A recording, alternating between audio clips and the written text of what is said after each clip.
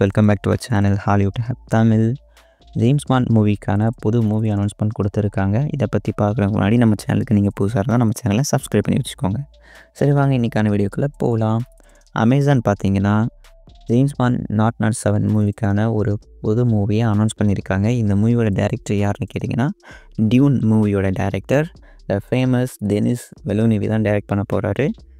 எப்படி அப்படின்னு பார்த்தீங்கன்னா நம்ம அமேசான் இருக்காங்களே அவங்க 2021லேயே எம்ஜிஎம் ஸ்டூடியோஸை வாங்கிட்டாங்க. எம்ஜிஎம் ஸ்டூடியோஸு கீழே இருக்க மூவிஸ் அண்ட் டிவி சீரிஸோட ரைட்ஸ் பார்த்திங்கன்னா நம்ம அமேசான் கீழே வந்திருக்கு. அதனால் நம்ம அமேசான் ஜேம்ஸ் பாண்ட் மூவிக்கான மூவி அனௌன்ஸ்மெண்ட் கொடுத்துருக்காங்க.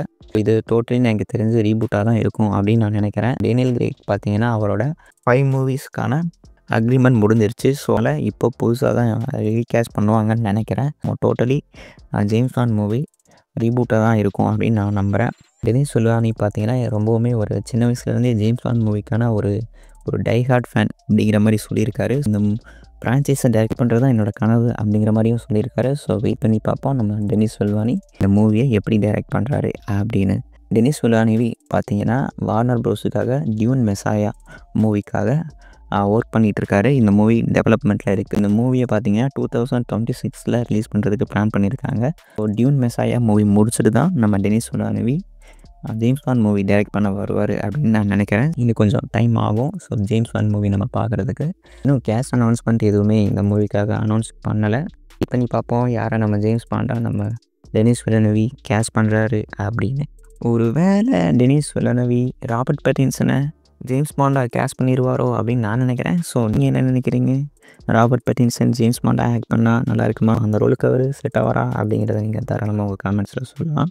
டெனிஸ் வில்லேவ்னேவ் பார்த்தீங்கன்னா இதுக்கு முன்னாடி பிரிசனர்ஸ், டியூன், அரைவல் இந்த மாதிரியான ஒரு சூப்பரான மேசிவான மூவிஸ்லாம் கொடுத்துருக்காரு. அந்த மூவிஸ்லாம் ரொம்பவே பிடிக்கும். நீங்கள் பார்த்துருந்தா அந்த மூவிஸ்லாம் எப்படி இருக்கும், எப்படி ஃபீல் பண்ணீங்க அப்படிங்கிறத தாராளமாக கமெண்ட்டில் சொல்லிட்டு போங்க. அது மட்டும் இல்லாமல் என் பிரிசனர்ஸ் மூவி என்னோடய பர்சனல் ஃபேவரட். ஜேம்ஸ் பாண்ட் மூவியை எந்த மாதிரி கொண்டு போக போகிறாரு எனக்கு தெரியல. ஸோ நிறைய சஸ்பென்ஸ் இருக்குமோ அப்படிங்கிற மாதிரியும் தோணுது.